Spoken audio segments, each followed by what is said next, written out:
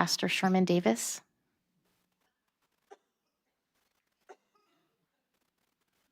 Thank you, school board, students, superintendent, parents, and students. It's an honor to be able to be part of this and in the word of prayer. Thank you for the invitation. Our Heavenly Father, we do bow in thanksgiving. We thank you, Lord, that we live in a great country where we can bow our hearts and our heads in prayer and come boldly before the throne of grace. And we're thankful that it is a throne of grace. And so, Lord, as we come, we confess, Lord, our many shortcomings tonight, our unfaithfulness. We're not always concerned with that which concerns you. Lord, we become enamored with our own cares, our own crisis, our own concerns, and Lord, our own ambitions. We go for days without remembering your passion for the lost world. We go for months without witnessing actively for you. And Lord, we go for years without building an eternal foundation of gold, silver, and precious stone because we're so busy working on that wood, hay, and stubble of this life. Lord, redirect us, revive us, restore our passions for your passions, restore our concerns for your heart's cries, and use us for your glory, that we might be found faithful, as the Bible says, in all things. May we be Christ-like. Our Lord, distinct from this world, our morality, Lord, our moods. Lord, Christian folks even spend their money differently than the world. May our mouth, Lord, have dialogue. May we communicate with each other as, Lord, Charlie Kirk so desperately tried to get across to talk and to talk things out. May our manners be different. May we put on meekness. And Lord, put on kindness. And Lord, may we be as harmless as sheep, as innocent as doves, as bold as a lion, and as precious as a sparrow. Truly, may meekness and kindness and love be in our hearts, that this world may know we love them and are concerned about this nation, our teachers, our students, our children.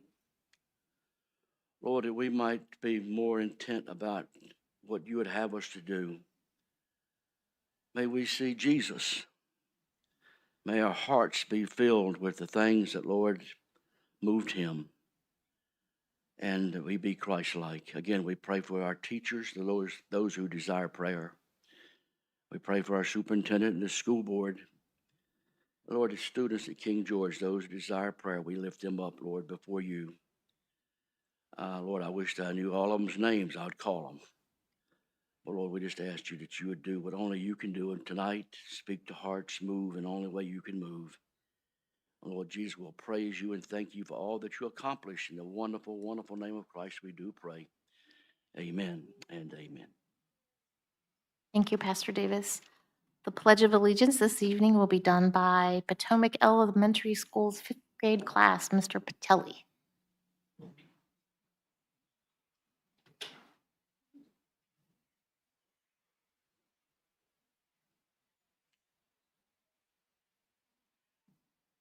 Allegiance to the flag of the United States of America, and to the republic which nation indivisible, with liberty and justice for all.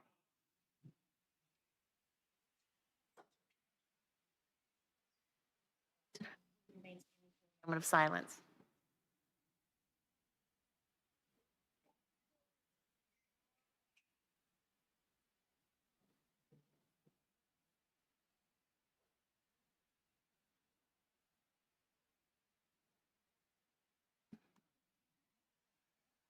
Thank you. We would love to ask Mr. Pacelli's class some questions.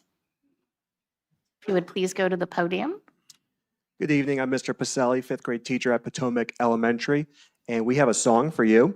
I am the math teacher, and fifth grade math can be challenging, and students sometimes struggle and get a little upset and angry if they don't know the answer right away. So I try to find unique ways to get them to know their stuff. So this is a song about prime and composite numbers, and then we can take questions after that.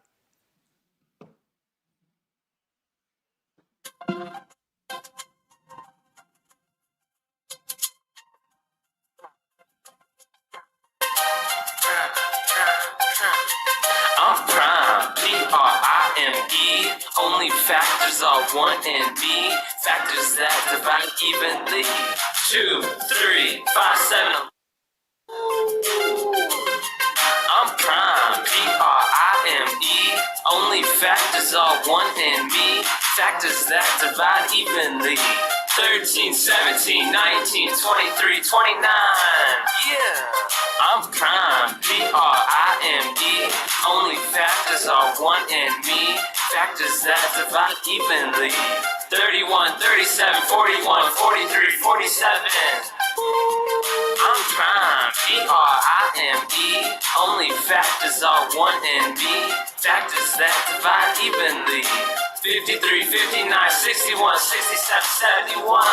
Hey, I'm prime, Prime.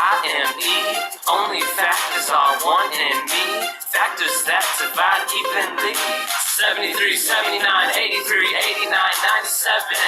Yeah, representing prime 1 to 100. Let's go. 2, 3, 5, 7, 11, 13, 17, 19, 23, 29, 31, 37, 41, 43, 47, 53, 59, 61, 67, 71, 73, 79, 83, 89, and 97. Yeah, prime numbers.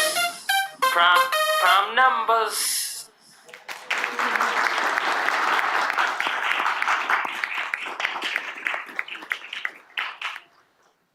Thank you, students and Mr. Pacelli.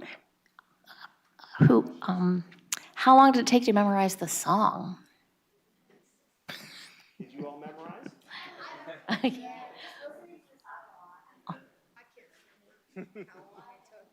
We started this topic about a month ago already, actually, and I played it for about a week or so, 2-3 times a class. Good job. Mr. Bush, I'm sure you have a You question. always say it, because you know I always have. Okay, in math class, I appreciate that you're learning, and it can be a tough year for math, but what would be, one of you answered this, what would be the most difficult thing to learn so far in math this year? Or you can include last year. Is it multiplication? Do you know your multiplication tables? That's good. All right. What's been the easiest thing to learn? Addition. Okay. All right. Thank you. Thank you, students. Does anybody else have a question? I don't have a question, but I have a comment. Thank you for this lesson. I appreciate it. Sometimes these math lessons come home from school. I do math every day, and it's so hard. So I love having these reminding songs that I can go back to. So I appreciate you guys teaching us this lesson today. Yes, thank you for coming out and doing that. And what's going to be funny about this is like 20, 30 years from now, you're still going to be doing your prime numbers with this song. Sure. Thank you again. Thank you. If you guys want to stand right up front.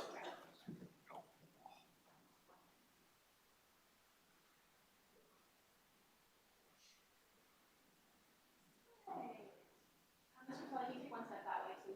Yeah. Sorry. Perfect. 1, 2, 3.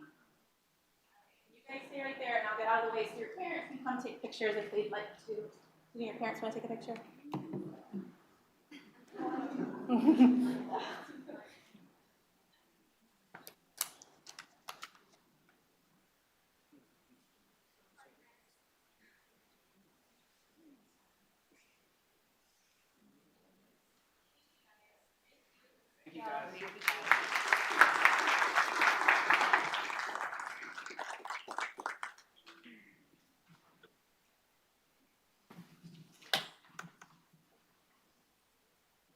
Next on the agenda is public comment. If you would like to speak during public comment but have not yet signed up, please see the clerk now. Public comment is an opportunity for community members to share matters they believe deserve the board's attention. It's time for a one-way conversation to the board, not a forum for dialogue or debate. All speakers are treated equally, and comments should be courteous, respectful, and related to the school division services or policies. Audience members are expected to maintain proper decorum. Speakers will be recognized by the chair and asked to state their name, their connection to the school division, and their magisterial district. Each speaker has up to 3 minutes to comment.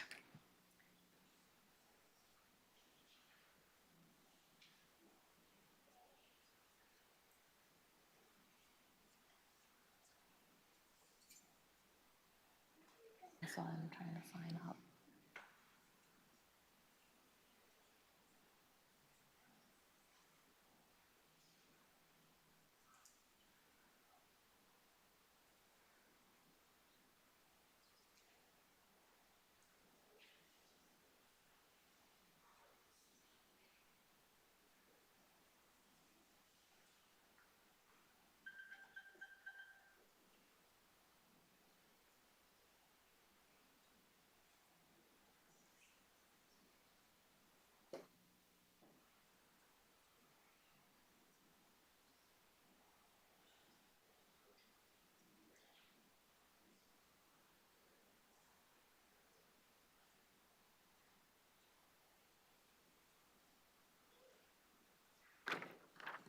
Our first speaker this evening is Chris Tramaglio.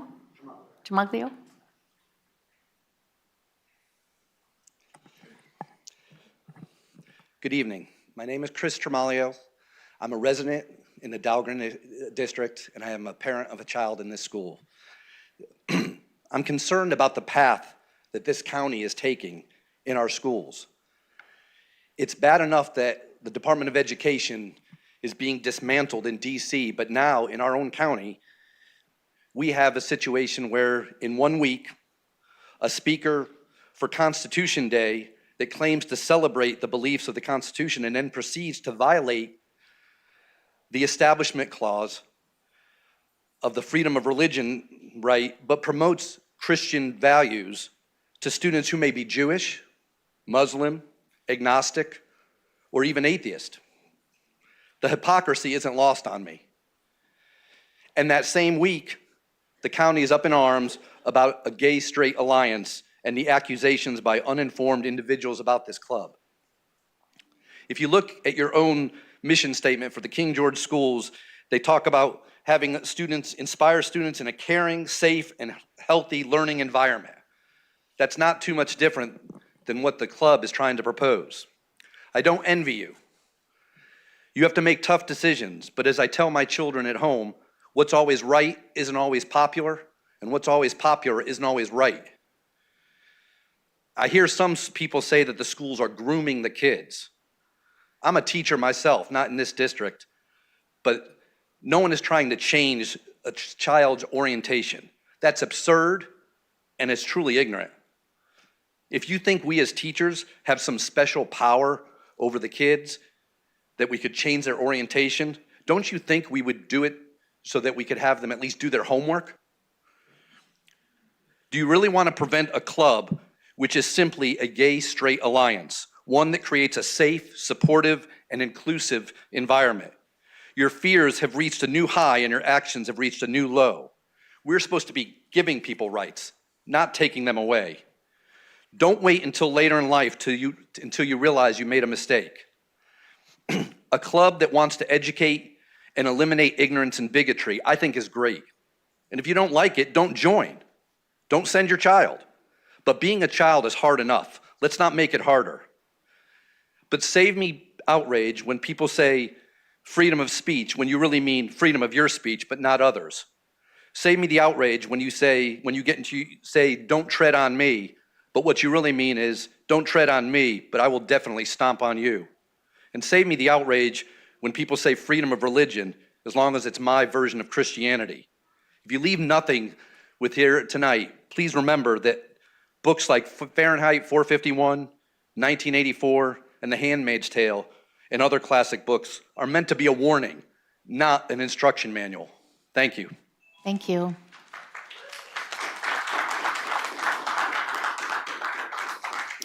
Susan Park.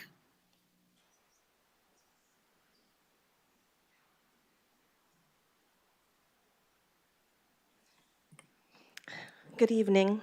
My name is Susan Park, and I'm a parent of 2 students who attend King George County Schools, and I live in the James Madison District. I'm here today to speak in support of the proposed GSA club at the middle school. First, a slight digression. It may seem like a digression. Have any of you watched the Netflix movie K-pop Demon Hunters? It's a fun movie, right? Might seem like a standard cartoon at first, but a few minutes in, you'll realize it's about something much deeper. Rumi, the main character, hides glowing patterns on her arms, proof that she's part demon. Beneath her smooth surface, she's afraid that this part of herself makes her unlovable, unworthy, unsafe, so she hides it. And that's shame in its truest form, the fear that showing our true selves will make others turn away from us. And in the movie, the villain doesn't attack with weapons, but with whispers of shame. You don't belong, no one likes you. In school, our kids deal with that fear every day. But in the movie's turning point, Rumi shows what she's been hiding. And instead of rejection, her friends pull her closer. And maybe that's why kids and adults are connecting so deeply to this movie. It's about the dream every kid carries. Can I show all of myself and still be included and have friends and be loved? And in my family, the answer is yes. And in our community, don't we want that for every kid? For them to know that it's okay to be who they are? These clubs are not about politics, ideology, or promoting a lifestyle. They're about safety, belonging, and kindness. They give students, some of whom feel very alone, a place to be accepted and to know they matter. The truth is, LGBTQ plus students are at higher risk of bullying, depression, and even suicide. Research shows that schools with GSAs see lower rates of harassment and stronger school communities. When these students feel safe, the entire school climate improves for everyone. And GSA clubs are protected by law. The Equal Access Act of 1984 states that any public secondary school, which includes middle schools, that allows extracurricular student clubs cannot discriminate against clubs based on the content of their speech or the identity of their members. If a school were to pause or deny a GSA, it would legally need to pause or deny all non-curricular clubs. That means the Christianity club or a rugby club. These laws are clear. GSAs are not optional in the legal sense. They're protected by law. And to halt a club in this way is discrimination. So I hope you will let compassion, fairness, and our shared commitment to our children's well-being guide you. Thank you. Thank you. Next, we have Artemis Park.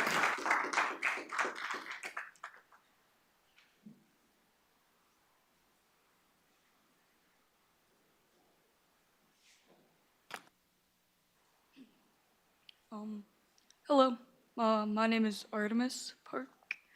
I live in the James Madison District and attend King George Middle School as a student in the 8th grade. I'm in support of GSA. When King George Middle School took down our club without it even really being given a chance to start, they were once again like choosing the easier side of the oppressor. The school is already divided. This is just picking a side. Equality, it like hurts no one. Safety hurts no one. Self-expression hurts no one. Removing a club created for equality, safety, and self-expression hurts many. You are saying to every single student that they have no place in your school. This club will do nothing to you. This club will do nothing to hurt you. But for me, to the people like this is for, it means like that my school sees me. So to me, this club like is worth fighting for. Like I think we're worth fighting for. Others' opinions are not of more importance than my existence. If you are uncomfortable with like a club, just ignore it. If you are uncomfortable with me, ignore me. At the end of the day, it's not about politics or religion, but being like a decent human being. A lot of you like forgot how to do that. My name is Artemis. I want to be safe in my school. Thanks.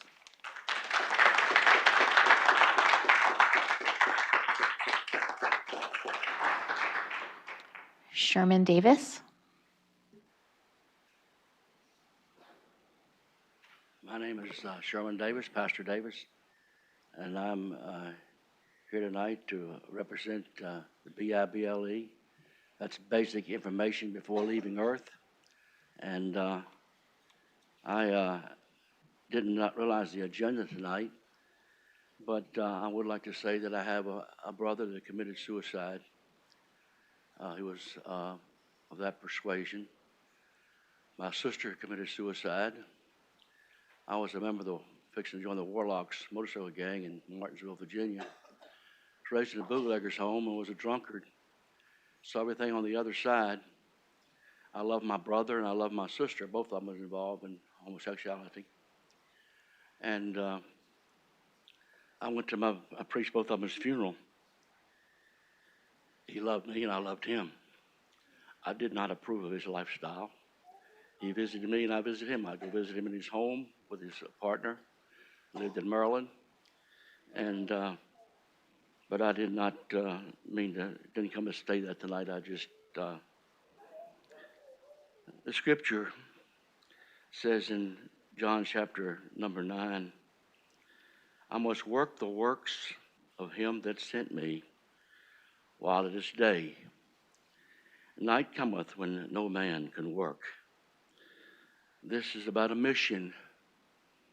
It's about the mission, a divine mission that God gives us as Christians. He said we must work the works of him while it is day. In other words, it's urgency involved in this mission. It's referring to the limit of time for ministering God's work. And time is coming short because of maybe our age, maybe because of illness. Our time is short, maybe it's because of persecution, end of life, or the rapture of the church, where God takes out the believers, or the tribulation period begins. The night cometh, and it's coming, where no man can work. And so while it is day, he means for us to seize the time, partnership with God. The day means a limited period of time. The night means opportunity will cease. This world is in darkness, so Jesus had to come. And in him was the light of men for all humanity. And what Jesus Christ accomplished on the cross was atonement by his shed blood, being the Son of God, God-man, that he was able to deal with our sin. We're all broken, and we all need forgiveness, and we all need Jesus. God bless you. Thank you.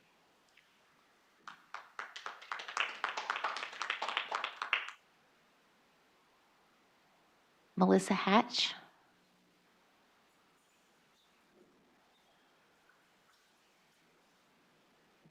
Okay, good evening.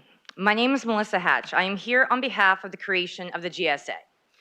I am a parent of 2 students at the King George Public School System, and I'm a resident of Dahlgren. I'm a national board certified teacher, and my school has a GSA, so I can speak on that behalf.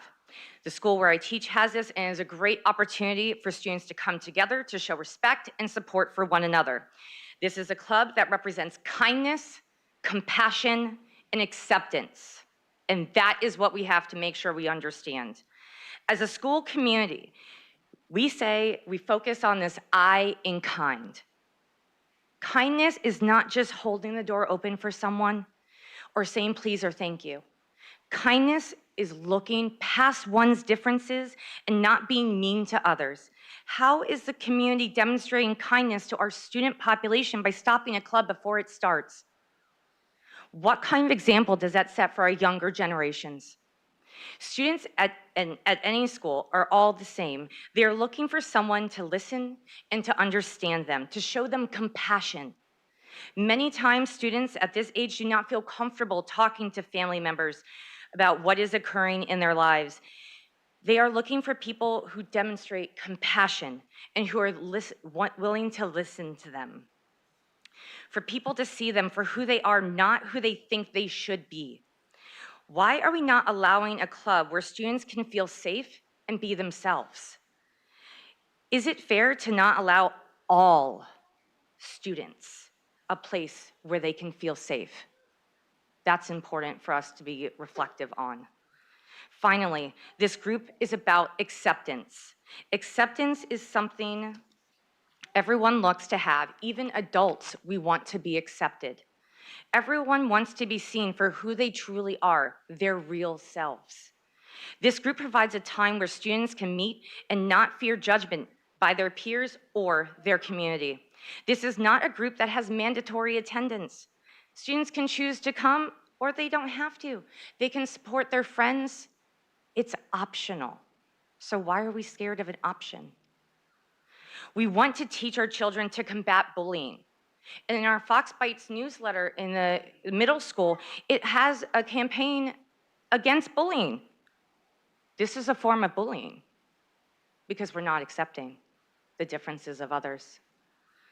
If we want to raise our children to be kind, compassionate, and accepting, we need to lead by example. We need to allow this group to meet, to flourish, and to feel accepted. As we adults, we need to set the example. We need to show all love, compassion, and respect. Thank you.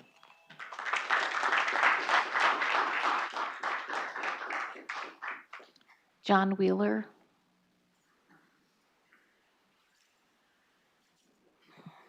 My name is John Wheeler. I live in the Shiloh district. Have had 3 students graduate from King George, and I have one currently in King George Middle. I hate public speaking, so I'm sorry if I pause a lot. I wish I could be as eloquent as so many other people up here.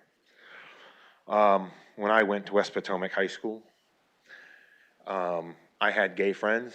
We didn't have a GSA club, and my friends, they were not allowed to talk. Well, they were, but they were afraid to. I know the student that asked to have this club created. I know that she was not influenced by any groomers or any adults. I think this club should exist. I just found out today that the high school has one, so I don't even know why this got put on pause. I wish I was better at public speaking, but that's where I stand. I really think we ought to let this and let kids meet. Like somebody just said, I think it was you, that it's not mandatory. It's voluntary. If you don't want your kids going there, don't let your kids go to it. I think it's an after-school club. Yeah, you control your kids' time. If you don't want them to go, don't let them go. But they should be able to meet if they want to. Thank you.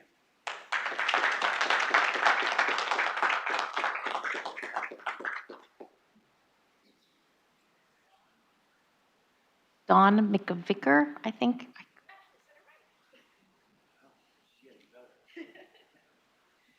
So I'm going to apologize to start off with because I didn't write anything because this was a sudden thing to support my friend. My name is Dawn McVicker. I'm from James Monroe District. Sorry, didn't really know what that was till today. I have one child that just graduated from King George, and another one who's currently in King George, as well as a granddaughter who is also in King George. I'm the mother of 5. Most of my girls fall on the rainbow spectrum, and I love all of them. I would never begrudge them for how they feel. My older girls, because we were in a different state, they all belonged to the GSA, whether they were straight or not. That club taught them, besides what we taught them at home, but gave them to be more accepting. They were better friends for anybody, whether it a different race, a different thought pattern. It taught them to critically think. And as parents and educators, that is supposed to be what we are doing. We are supposed to teach them to critically think, to be good human beings. And a club like GSA does that. It also, believe it or not, teaches them to not be promiscuous, to honor their body, and in whatever way they see fit. My children that went through it as old in the other state that we lived in, all of them got to college without having underage intercourse, being better partners. And I really believe that club did a lot to teach them that. And what is the harm of having a club that allows your child to be accepted?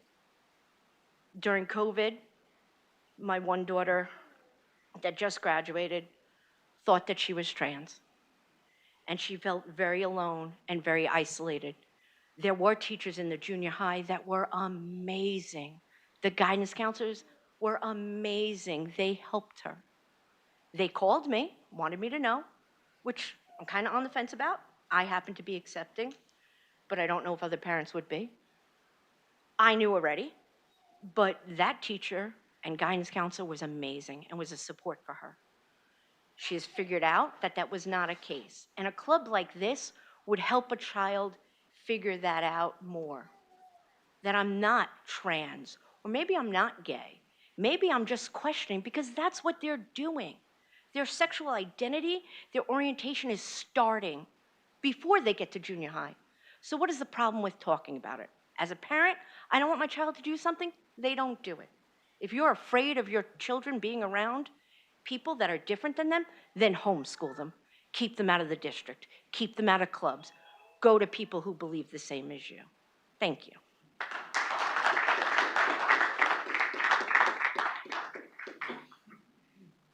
Katie Evans.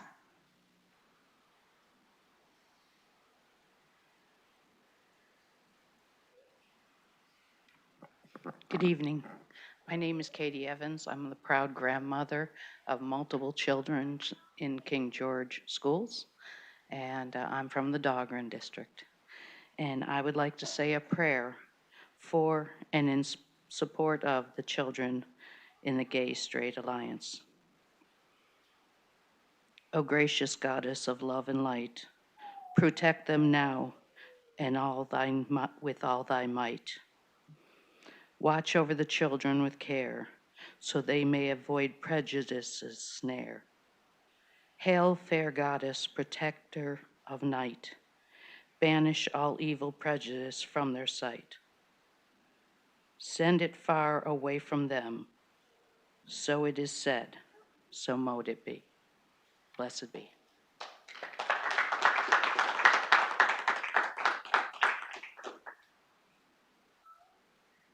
Carrie Smith.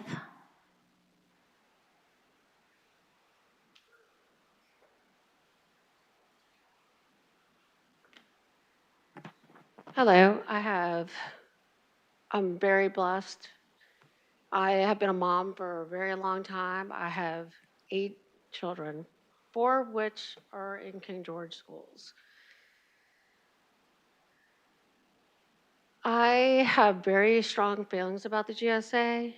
I believe that I, as a parent, did not appreciate that my 13-year-old daughter came home and asked me very specific questions about, didn't God create man to be with a woman and vice versa, and opened up these conversations. I was not ready as a parent to have these conversations with my 13-year-old.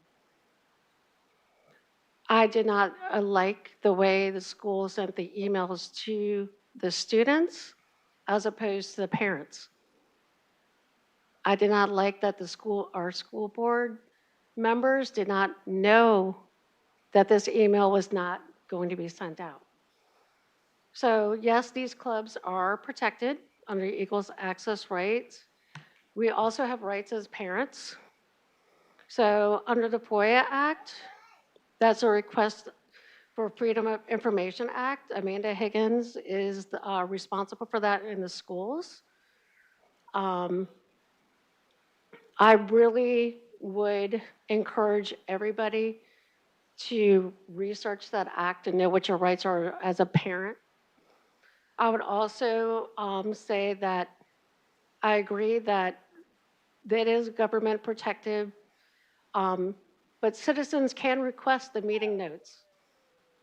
I specifically asked the principal of the school if I can attend the meetings, and I didn't get a response. So I would say that no response is a response.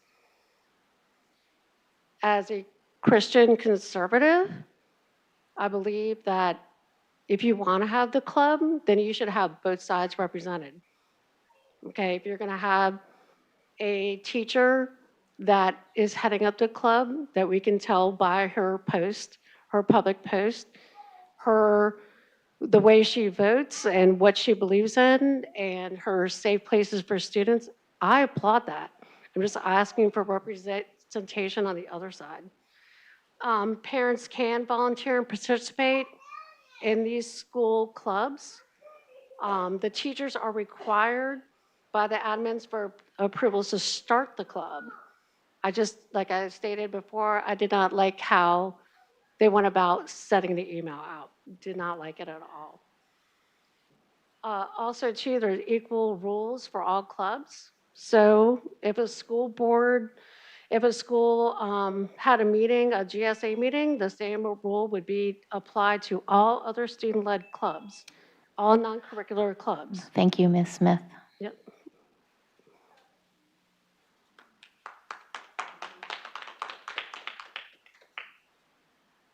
Melissa Phipps.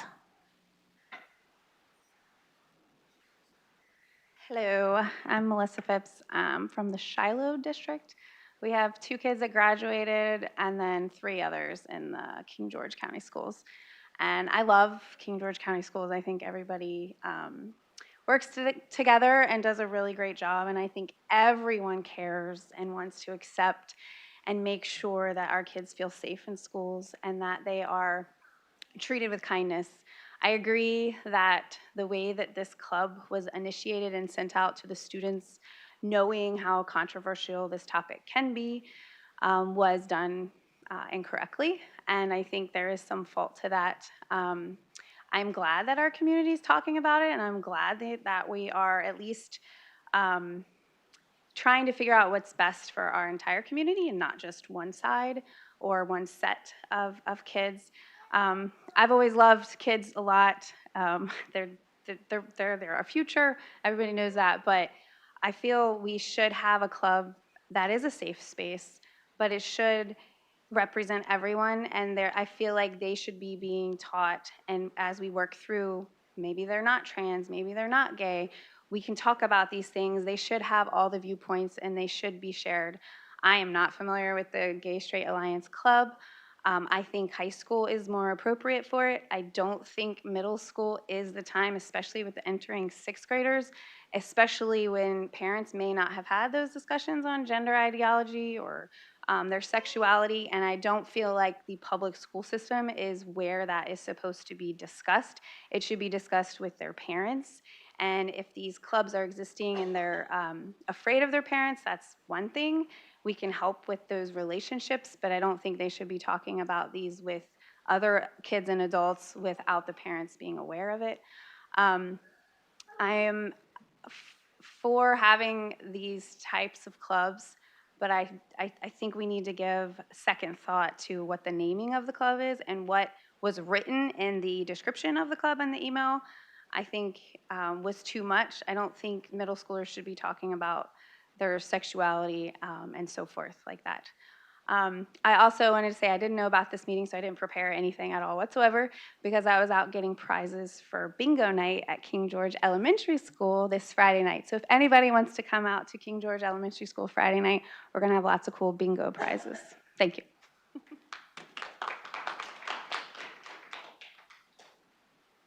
William Holcomb.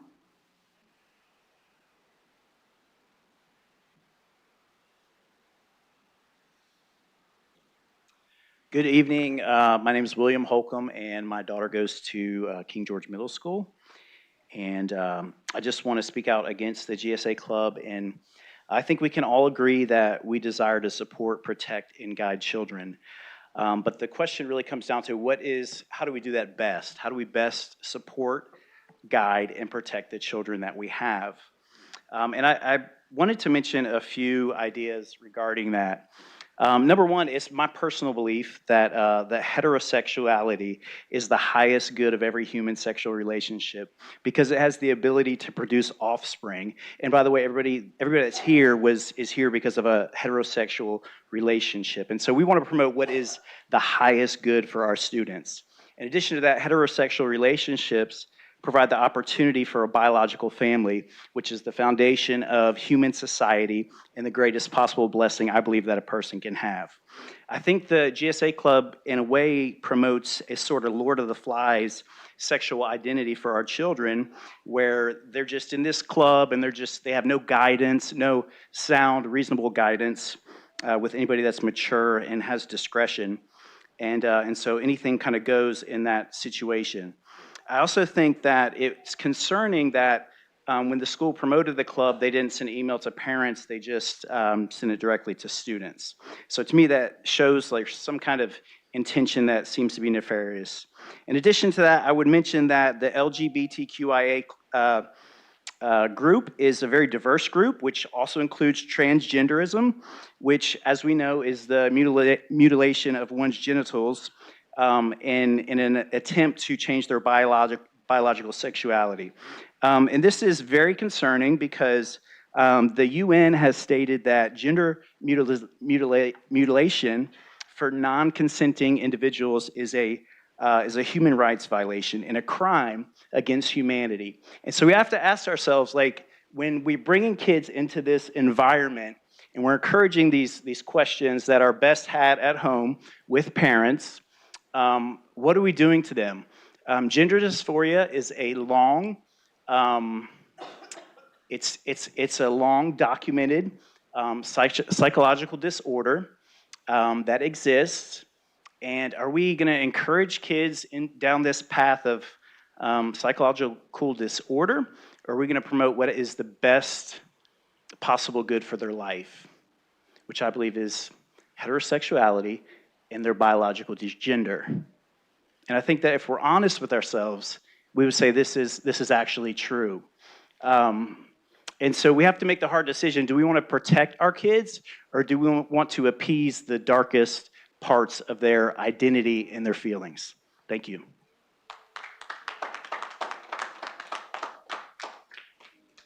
Dave Riley.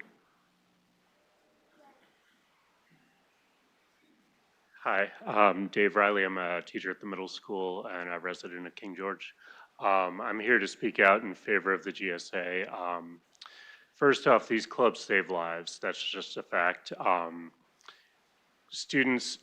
Middle school is hard for everyone, but students who are not struggling, but who are figuring out their identity, who they are especially vulnerable. They're very vulnerable to suicide, suicidal ideations, suicidal attempts. They're much more likely to develop substance abuse problems.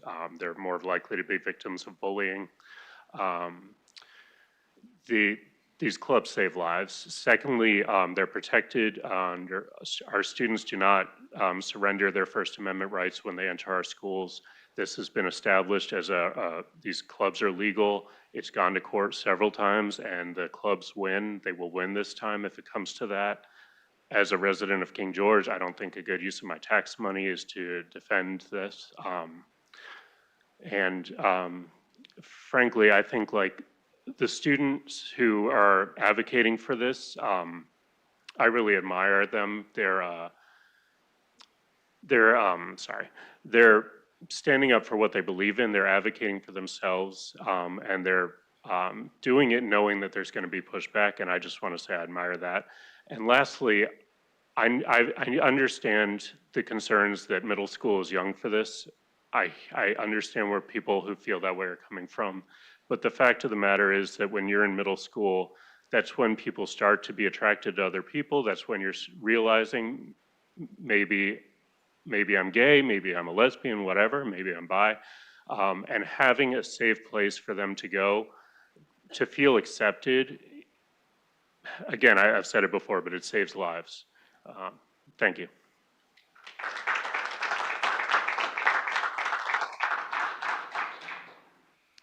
Do we have any board members that have emails to be read in public comment? Madam Chair, I have one. Yes. This is from Stephanie Marsh.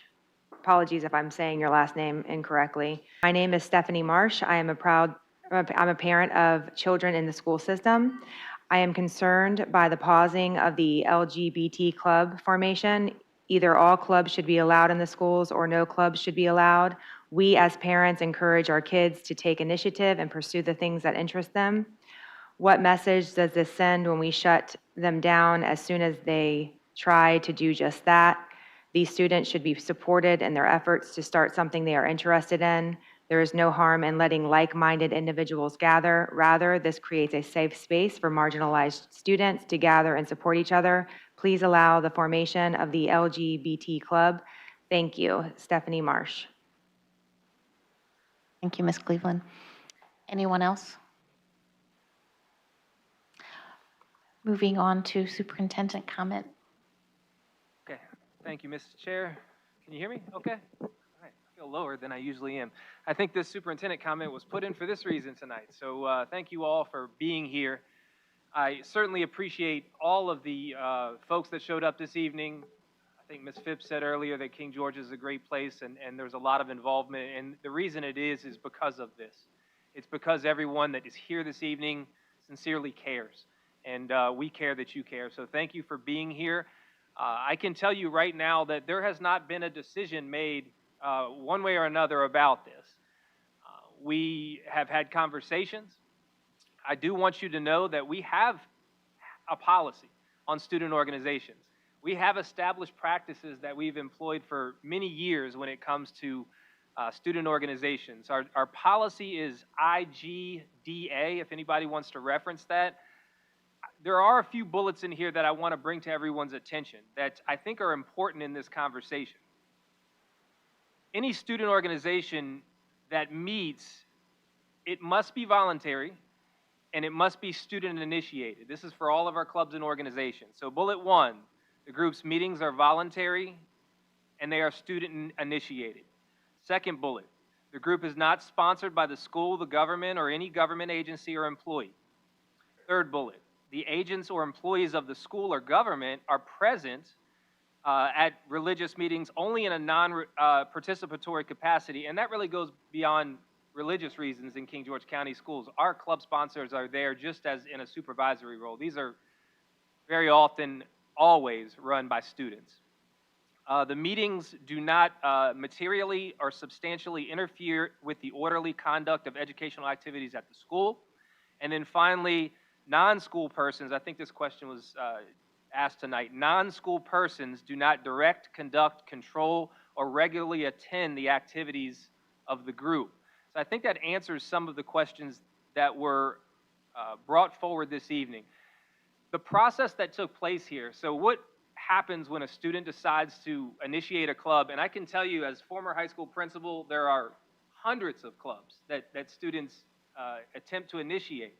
The responsibility of that student is to find a sponsor and to solicit participation. When I was at the high school years ago, that was a piece of paper that they ran around and got signatures on. In today's world, that's digital. And so the reason that this is on hyper speed right now is the digital world. So we were made aware digitally of student interest. And within about 24 hours, we had 500 and some comments on Facebook. So this has gone hyperspeed for many people. So to address any concerns about a pause, it's really, guys, just our opportunity to say, let's really slow down and look at this from every perspective. Understand as a school board, understand as a superintendent, understand as a school division what's being requested, and understand how that fits in our community and whether or not we understand it in its totality. That's where we are right now. So nothing else has been done at this point. There's no decision to move forward. There's no decision to cancel it or not have it. Right now, we are taking information in, and for that reason, I thank you all for being here tonight to express your beliefs one way or another. I think it's certainly meaningful to our board members. It's certainly meaningful to me, and we'll move forward in a very informed and educated way on how to approach this with our students. It's a learning opportunity. It's a learning opportunity for our students, for our school division, and for our community to figure out how to navigate this successfully. We live in a very challenging country right now. We had a very challenging and heavy week for a number of reasons. And I think as King George, we can be models on how to slow down, take a deep breath, look at this from a multitude of perspectives, and figure out how to effectively move forward in an appropriate way that benefits our children in this community. So I'll stop there, Madam Chair, and just stop there. So thank you. Thank you, Dr. Boyd. Do we have any changes to the agenda this evening? With none being recommended, we can move right along to our presentations. Yes, Madam Chair. So the first presentation that we have this evening is food services operation that will be done by Mrs. Davis. So we do have a school board policy as she makes her way to the diocese that on a regular basis, the school board will be made aware of the financial status of our food services program. So Ms. Davis is more than willing and able to provide an update in that capacity. So Ms. Davis, it's all yours. Good afternoon, Madam Chair, Board, Dr. Boyd, everyone assembled. The King George County School Nutrition Brief. Who we are what we are. Our mission is to provide access to nutritious meals made from quality products and a customer-centered environment while adhering to federal guidelines and regulations. We operate under the following programs: National School Breakfast Program, National School Lunch Program, Seamless Summer Program, Summer Food Service Program, Community Eligibility Program, and Child and Adult Care Program. We are offer versus serve, which means we offer the following components: fruit, vegetables, grain, protein, and milk. Students have to pick up at least 3 out of the 5 components for lunch, and 1 must always be fruit and vegetable. 3 of the 4 components for breakfast, and 1 must always be fruit or vegetable. Protein sizes that we offer: fruit and vegetables in half-cup portions, but they can take up to 1 cup a day at each meal. 2-ounce grains, meat alternate. Elementary school is 2 ounces, middle school and high school is 3-ounce portions. The positive impact is that it is awesome that we are feeding so many students breakfast and lunch meals every day. More students have access to meals during the school hours. We help fight childhood hunger. Some students, as we know, may only get a nutritious meal during school. Students focus and excel in academics when they are not hungry. Effective CEP, the Community Eligibility Program. CEP, let me first say, is only at King George Elementary. Student participation in October of 2023 before CEP was 6,431 breakfasts, and we served 6,977 lunches. But after CEP was implemented, King George Elementary meals, breakfast was 8,790 for last year, and lunch was 9,177. That is a 36.68% increase in the participation of breakfast and 31.53% increase in participation, it's supposed to be lunch, sorry.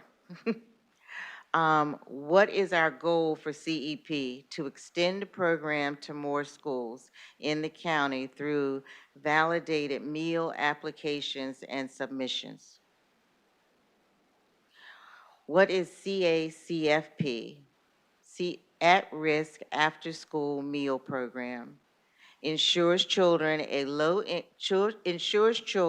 low-income areas have access to nutritious meals outside of the school hours, provides a safe and structured environment for children with academic and enrichment opportunities. Who is eligible? Children 1 to 18, children who turn age 19 during the school year also can attend these schools that we offer it and have meals.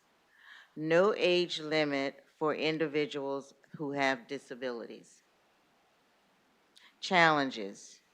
Students' parents would like us to offer certain foods or specific items every day. School nutrition has a mandated nutritious standard that we must follow. Therefore, taking every request and consideration would leave us out of compliance with the state and could result in the program losing funds.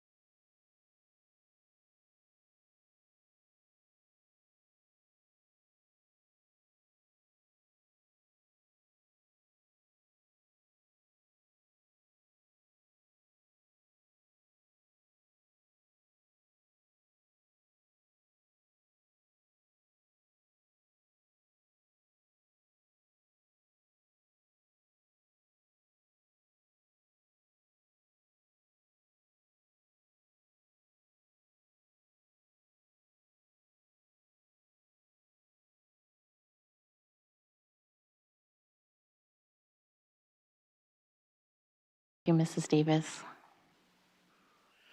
So along with my office doing a lot of calling and sending out emails and letters, this year we have also asked the help and assistance of our principals. And with recognizing the students that are struggling with food insecurities. And so they're able, through the state, who has given permission that the administration can fill out free and reduced forms for these students. And that is going to help us a lot with negative balances this school year. School nutrition financials. We will review the school nutrition financial report for 24-25. You all have received a handout, and I will go over it. Our ending balance for 24-25 is $96,432.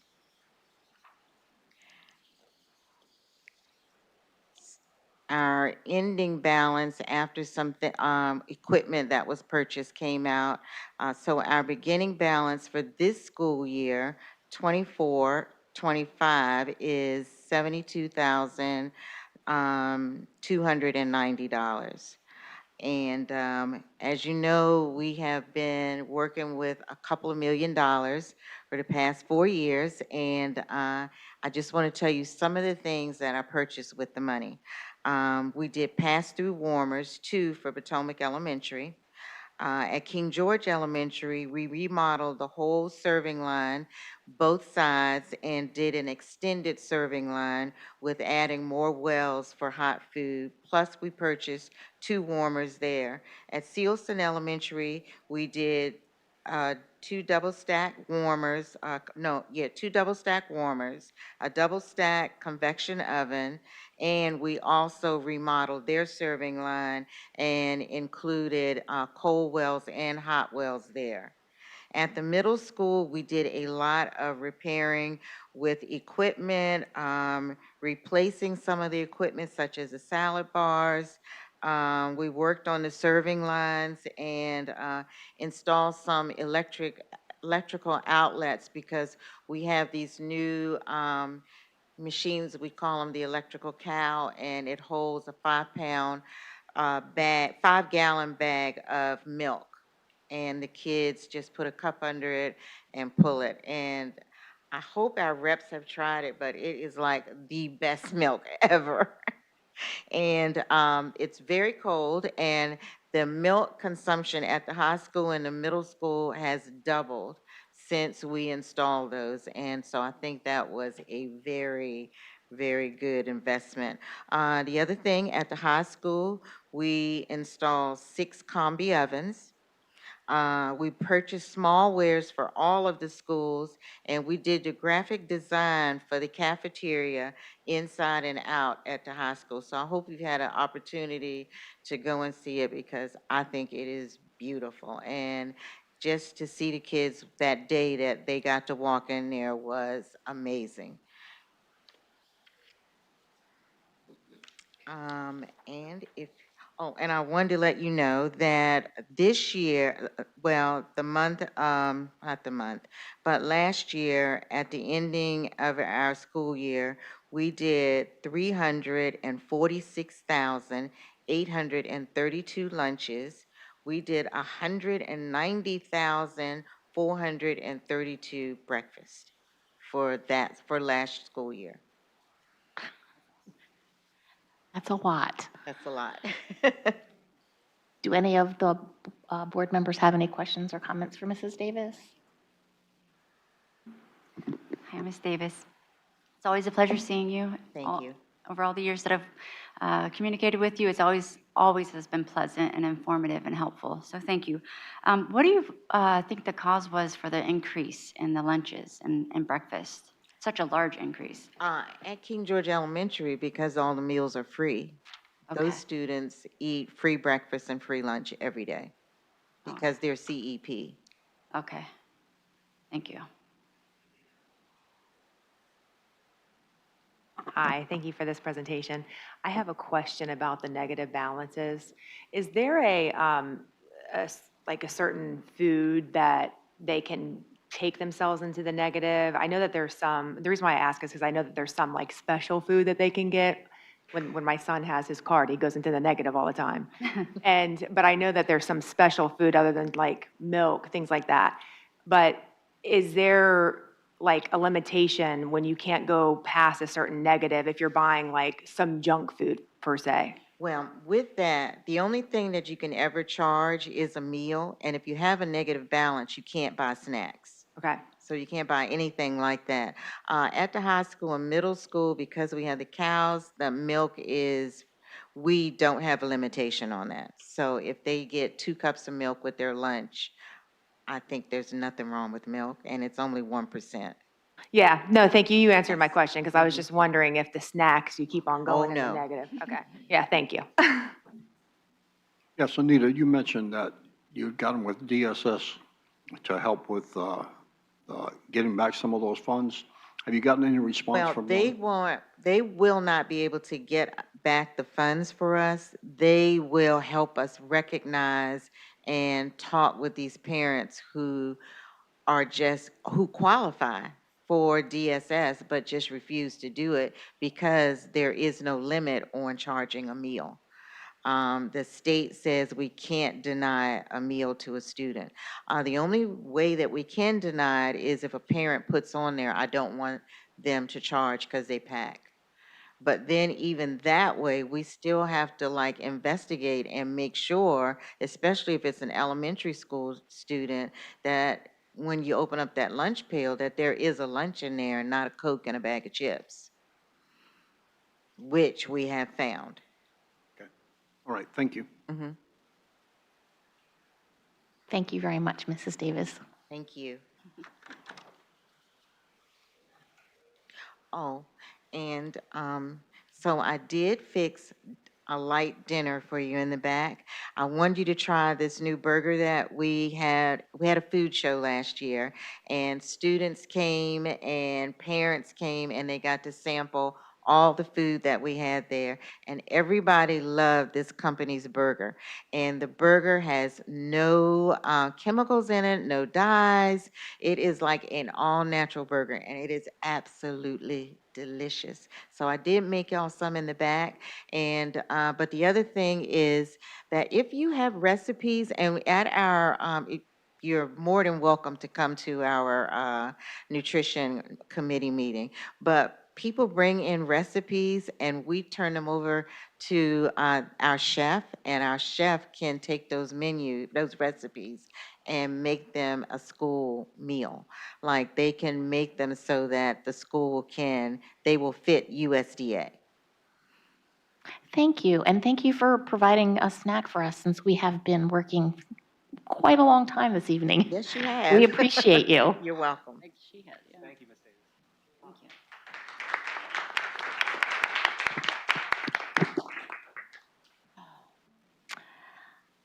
We have Miss Terry Rinko.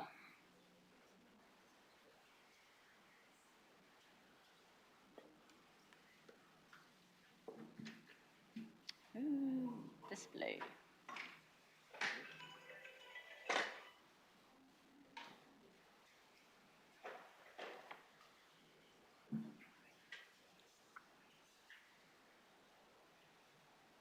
Thank you.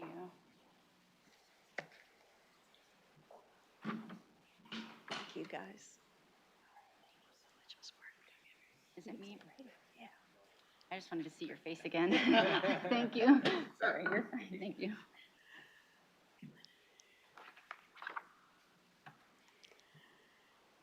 Good evening, Chairman Hoover, fellow board members, and Dr. Boyd. Tonight, I have what I hope you'll agree is a good news story about the work-based learning magic that can be created for students through community partnerships.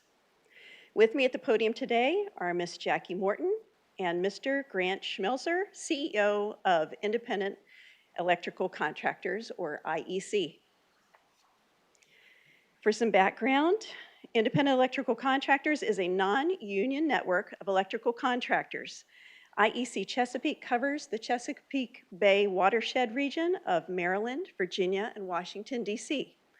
Their headquarters is located in Laurel, Maryland. High school graduates selected to be IEC apprentices learn on the job with one of its 250 contractor members while receiving IEC apprenticeship training on a local community college's campus. Local IEC apprentices receive training at Germanna. IEC's 4-year apprenticeship program leads to a journeyman electrician's license. Mrs. Morton, here with me to my right, came into King George High School's welding and building trades classrooms for the first time in the fall of 2023 to share how graduating seniors could apply for consideration to be trained as IEC electrical apprentices. Last year, due to weather, Ms. Morton pivoted and delivered an impromptu virtual student info session for prospective students. From that session, January graduate Anthony Caro applied for and was selected to become an electrical apprentice by IEC member Helix Electric.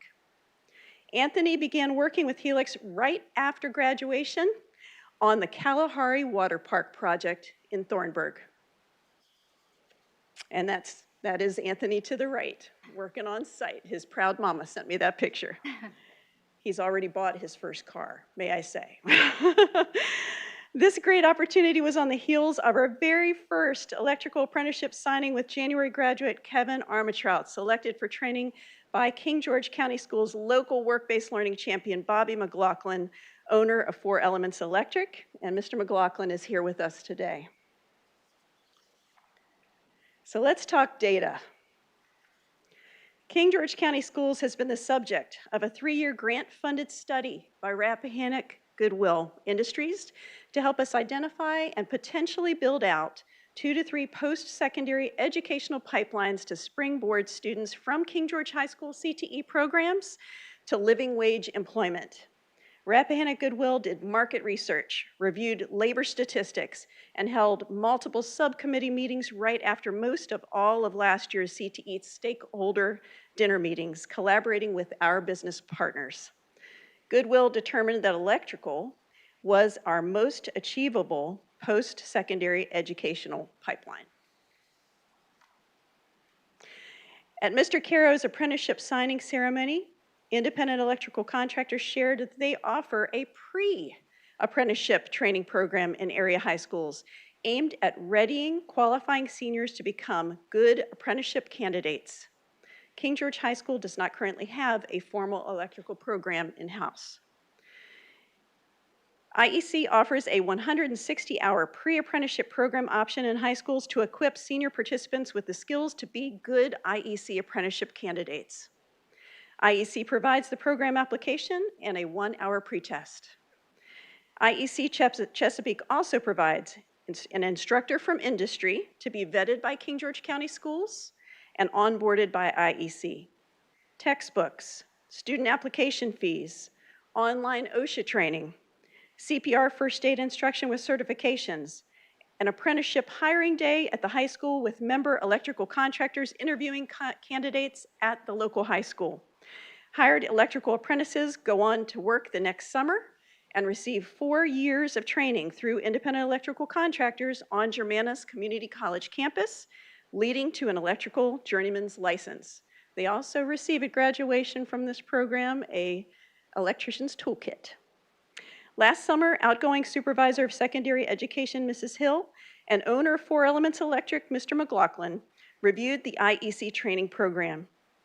Since that time, conversations have been held with Mrs. Capel, KGHS Administration, Dr. Burns and Dr. Truslow, Director of Counseling, Robin Mitchell, CTE Department Chair, Dee Strauss, Dr. Boyd, Dr. Wright, and King George Economic Development Director, Mr. Smolnick. 4 Elements Electric was so impressed by the strength of the apprenticeship training that it decided to join IEC's member network. So let's talk funding to cover the cost of a turnkey electrical pre-apprenticeship program. I am thrilled to share with you that here tonight we have Rappahannock Goodwill. And I'm going to ask Rappahannock Goodwill to join me also up at the podium. Mr. Baldwin, Chief Mission Officer of Rappahannock Goodwill, is here with us today. He notified me last Monday that their CEO, Mr. Steve Cox, had authorized $15,000 towards helping King George High School achieve our goal of an IEC pre-apprenticeship program 2nd semester this school year. Rappahannock is here with us tonight.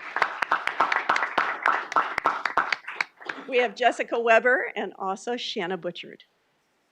Thank you. And At Tuesday's CT Eats Stakeholder Dinner and Advisory Committee meeting, upon hearing of Goodwill's amazing commitment, Mr. McLaughlin, if I could have you join me up here also at the podium.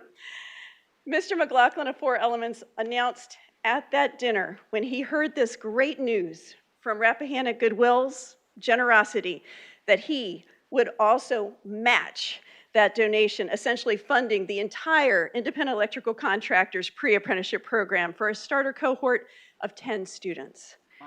59 community members were in attendance to witness this pipeline to living wage employment materialize right before our eyes. Oh my goodness. Chairman Hoover, fellow members of the board, I have with us today independent electrical contractors, Ms. Jackie Morton, also Ms. Joanne Murchison, and their CEO, Mr. Schmelzer. I respectfully seek your approval with the support of our local businesses, community partners, and all that are here today to support us having a pre-apprenticeship program to be held at King George High School for students second semester this school year. Thank you very much. Thank you, everybody, so much. We need a motion. Anyone?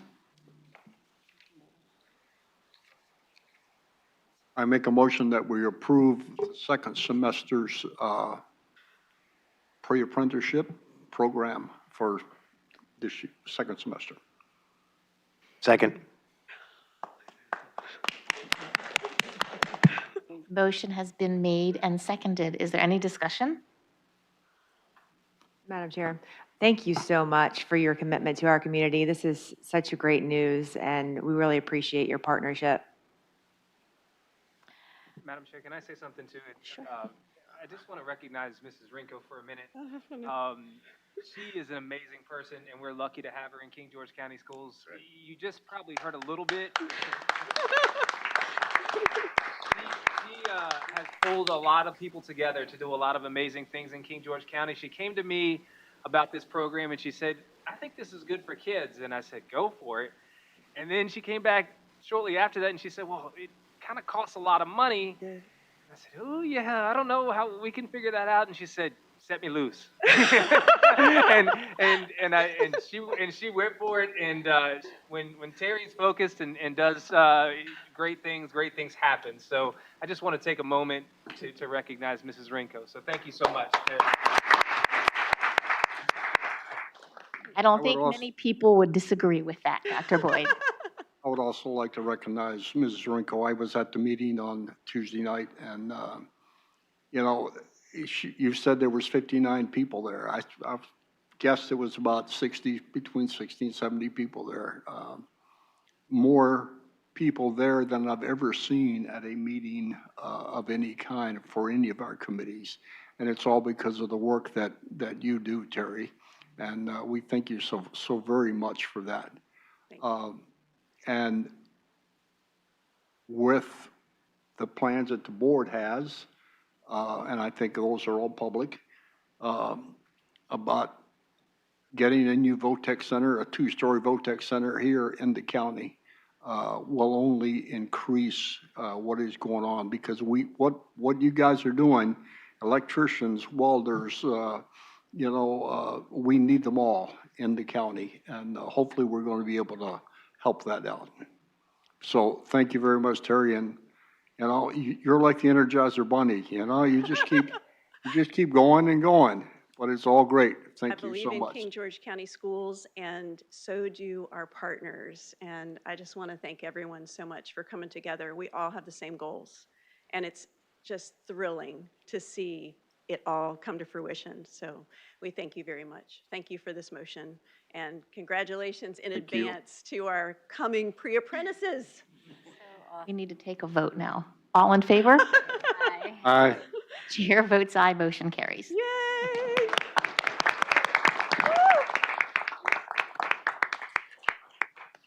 Chairman Hoover, can we get a picture? No.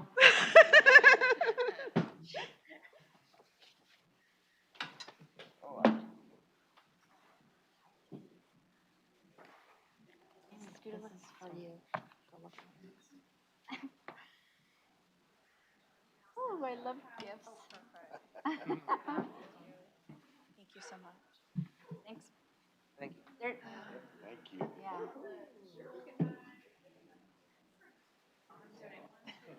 Thank you, guys. Thank you so much.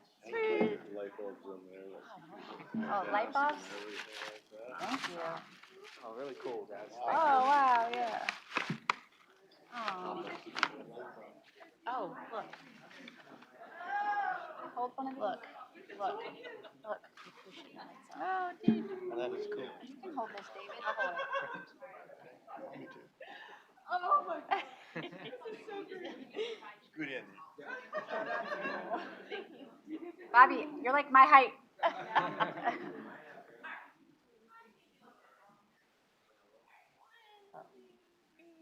It looks dark in here.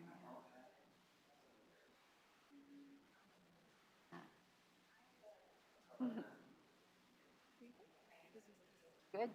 Thank you. Thank you, guys. Thank you so much. Thank you so much. Are these ours? Oh, sweet. You're the best, yes. Hey, what is your daughter's name? I have Michaela and I are in class together, so.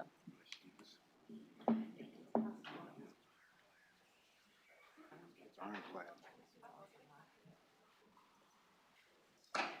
Thank you so much. You're awesome. Thank you. You already have enough textbooks.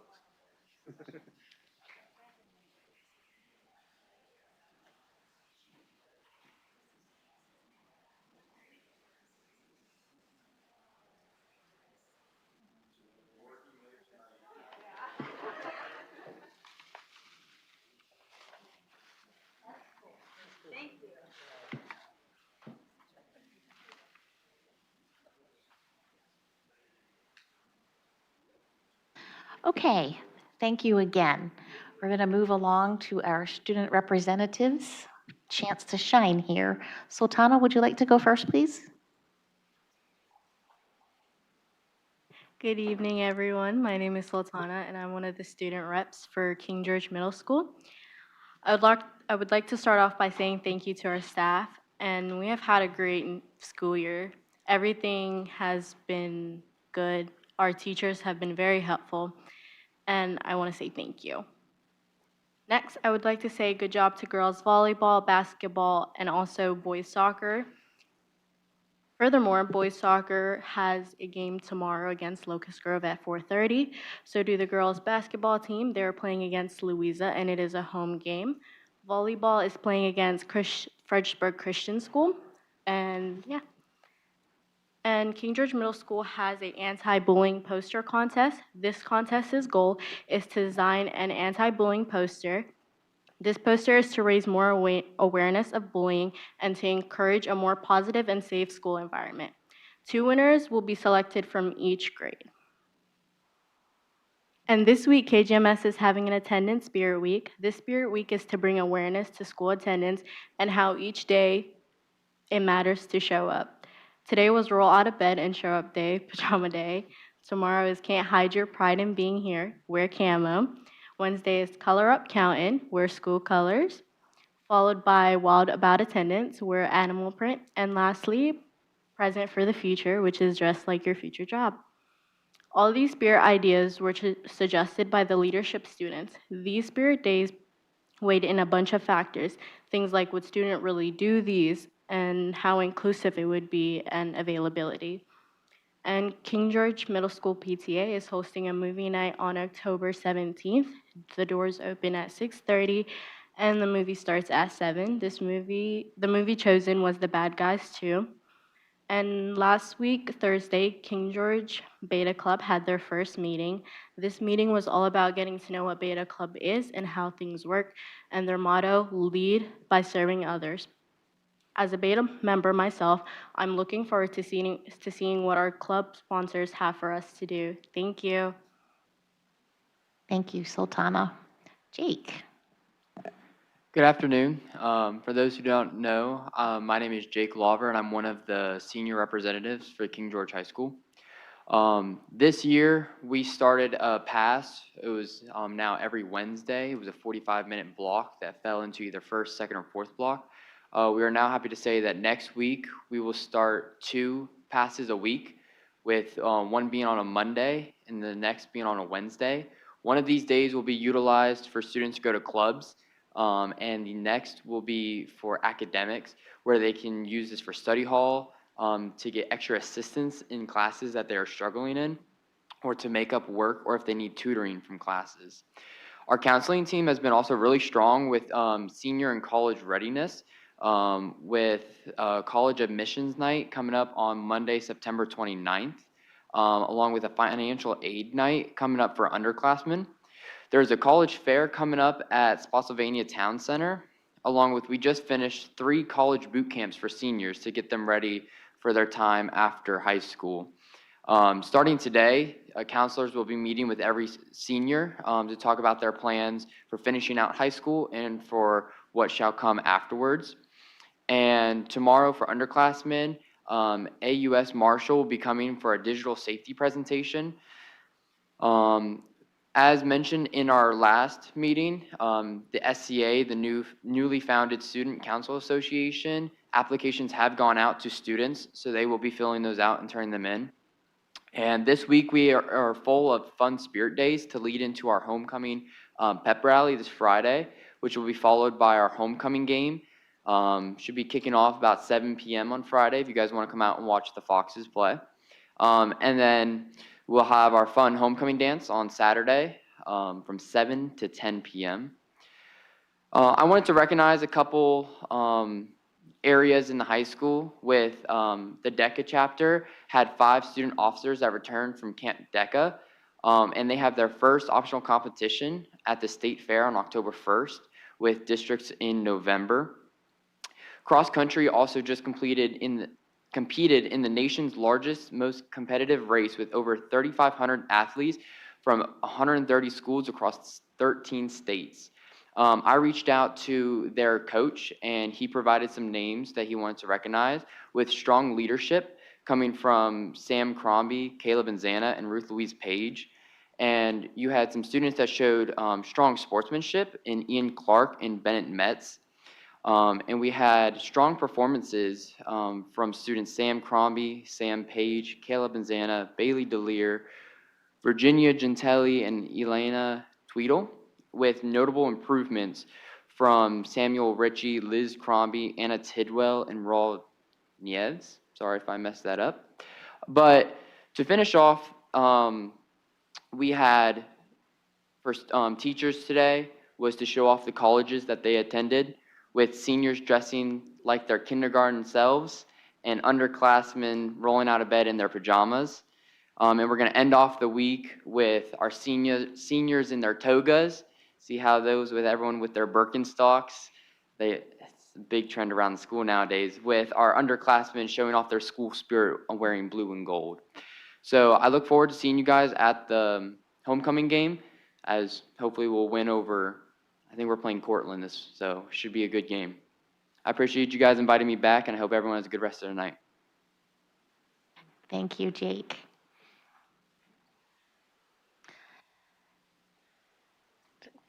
Next, we're going to go over our meeting minutes from our 2 September 8th meetings.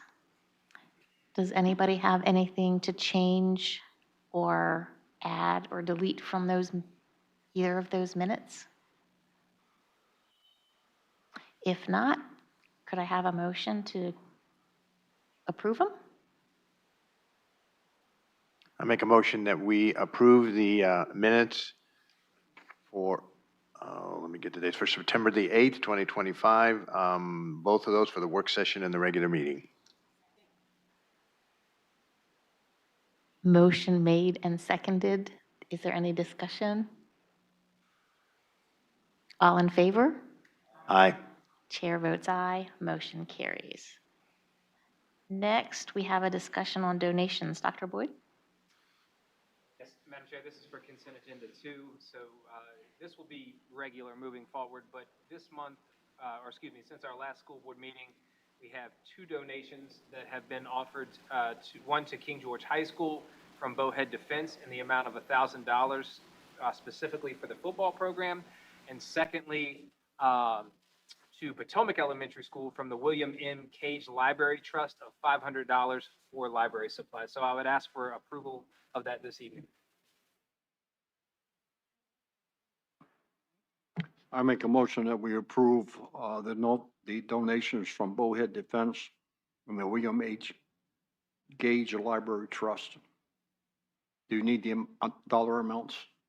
And the amount of, from Bowhead Defense, an amount of $1,000 from William M. Gage Library Trust, and an amount of $500. Second. A motion has been made and seconded. Is there any discussion? All in favor? Aye.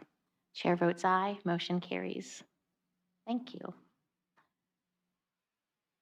Moving right along to the instructional calendar. We had this out for viewing and feedback from committee members and staff, and I know that there was some feedback given, so I'll let you go with that.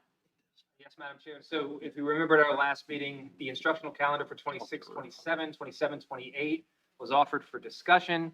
And then we provided 2 weeks for community feedback and staff feedback. I did get, I think, a total of 7 comments that I would like to briefly mention. The first one is the addition of additional teacher workdays in the first semester was a suggestion. The second suggestion is the implementation of a fall break. Suggestion 3 is the formation of a committee to look at this.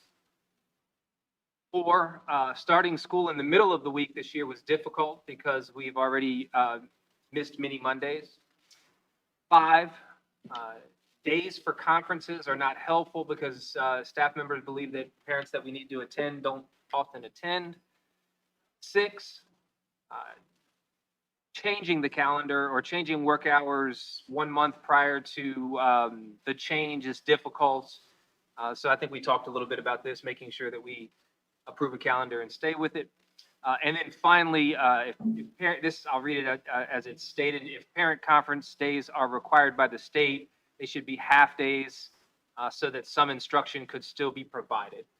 So those are the 7 comments that we've received, and I'll pause for any comments that board members may have received as well. Dr. Boyd, can you go? I want to make sure. I got one just addressed to me, but I think that was your first one. Can I look on your, I don't want to talk about it if you, is this the same as the first one? That's the same as the first one. Okay, got it. And yes, that's the That's same all. as the I first one. just want to make sure. Any other questions or? Did you, I mean, you read these and you brought them back to the committee, I assume? We discussed them in the school board So office. no changes were made, or were there some? No, my recommendation is to move forward with the instructional Okay. calendar as presented at the first school board meeting. Okay. And if we need more information there, we've taken a deep look at our instructional minutes. We've, I don't know if you remember last time we went through this rendition. It was really honestly October of last year, which is only 11 months ago that we made the last change to the school calendar. We went really in depth at that time. If you remember, we had committees, we considered all kinds of stakeholder viewpoints. And in that process, we created really a calculation tool that takes a look at our total number of instructional minutes, not only in terms of the 990 instructional hours that are required. We put a buffer in for a certain number of school days, but outside of that, we've also taken a close look at the number of seat minutes required for many of our courses, including some of our CTE courses. So I can tell you right now in that analysis, in terms of instructional minutes, we are really kind of razor thin in terms of instructional minutes. We meet the threshold, we're fine there. We're well within the 990 in terms of required minutes. But I would just caution the board, I would caution everybody that's weighing in on the calendar conversation. Instructional minutes in an instructional calendar is very important, and it's thin right now in terms of the margin. So if we were to have a really bad winter or anything else that would set our instructional minutes back, it would be a conversation that may involve lengthening the school year, lengthening the school day. I think what we have built right now, if you remember, was 42 days in the first quarter, 42 days in the second quarter, 46 days in the third quarter and 46 days in the fourth quarter, which provides a level of margin, especially when we get into inclement weather season. So I'm comfortable with requesting a motion for the instructional calendar as presented at our last meeting. I have a question. One of your feedbacks was about a committee. Was that a committee to talk about the changes, or was that the committee that we already have that this suggestion didn't know about? I think it was already had. Okay. So just 11 months ago, we had, parents, community members, Right. all of those folks. I think what this comment is asking is if we could do that again. Okay, thank you. Dr. Wood, I do have a concern. At the end of each semester, those last 2 days of school, when grades have already been turned in, and students, that gives them the opportunity for, grades already in, so why am I going to go to school? So the absenteeism raises. Discipline within the schools get pretty much out of control at, during those times. Can we come up with those last days, last 2 days of each semester to gainfully keep these students occupied? I mean, and if that can't happen, we can let them have a day off and make it a teacher work day or something. But I mean, it's killing our absenteeism rate, and it's also not good because they're not busy. They're just sitting around watching movies. Madam Chair, could I comment to that? I think it might be valuable, although would take a little bit of time, I agree totally with Mr. Frank saying, and it's always an issue, especially in high school, is maybe get some input from the teachers and administration about what they may have some ideas to solve this problem. I think the middle school did something last year, didn't you? Did you? Yes. I can speak a little bit. We've had these conversations, and we'll continue to have them.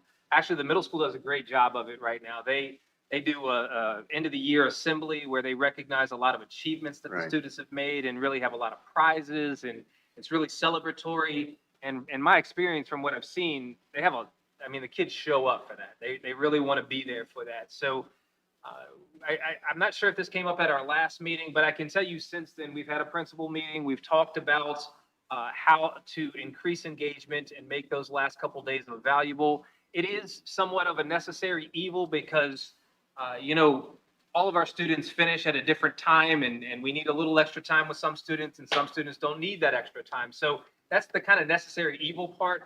But I think similar to what we do with PASS and IE and enrichment and intervention, we could figure out a way to kind of serve both masters there. Make sure that it's engaging for our students that don't need the extra time, but provide that extra time for students that do. So we'll continue to have those conversations with our principals and firm that up. But I think that's something that we can address in the building, and I know they've got it on their radar right now. So we appreciate you bringing that to our attention. Anyone else?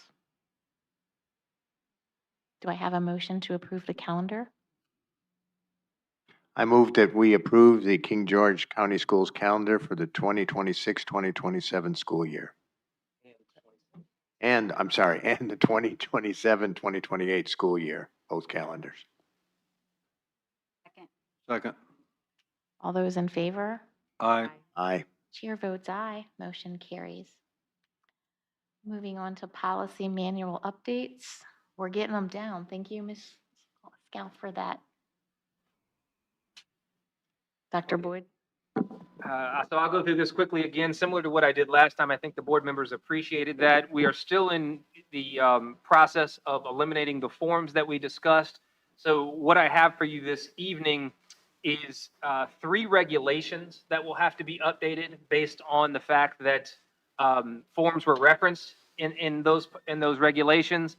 And then tonight we will be omitting 6 forms. So I can go through the names of those if you'd like, or I don't need to. But basically, this doesn't change policy, doesn't change regulation. It's just the omission of those forms. So I would stop for a motion or any questions.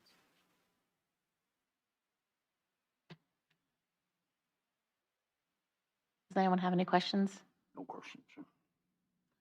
Motion. I move that we approve the changes to policies GDBC-R,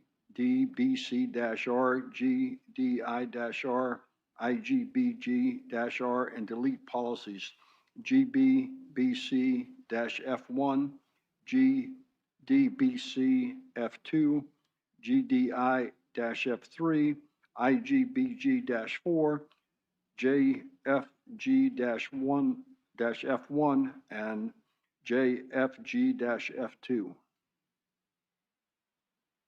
Second. Motion has been made and properly seconded. Any discussion? Well done, Mr. Frank. All those in favor? Aye. Chair votes aye. Motion carries. Let's move to committee reports. Mr. Frank, do you have any committee reports? Yes, I attended last Tuesday night, the CTE committee report, and I think we pretty much already had that. It was fantastic. And to see the tears in Terry's eyes were great. It's good. It was great. Thank you. Thank you. Mrs. Cleveland? Yes, thank you. I attended this Governor's School Board on September 18th, and a couple of reports for the board. We have currently 76 students, 18 freshmen, 19 sophomores, 20 juniors, and 19 seniors. I was happy to hear that last year, both the valedictorian and the salutatorian of King George were at the Governor's School. They attended the Governor's School. There was a counselor report, and most of the students going said that the year has been going well so far, and that they are managing the stress is manageable. The counselor did go over a lot of other metrics on their counselor report, and stated that anyone who measures above a 6 in their stress level, they are meeting with those students and trying to help them to lower their stress levels. There are going to be recruiting visits coming up, and also middle school visits coming up, trying to recruit students to attend the Governor's School, and those can be located on the admissions page. I don't have the dates with me, but I will get those out to you, to the board members, so you're aware of those visits. A good opportunity for our middle school students to hear more information about the Governor's School and hopefully get some interest so that we can get some applications for next school year. There's a broadcasting update. We are going to be receiving a update in some of the classrooms for technology.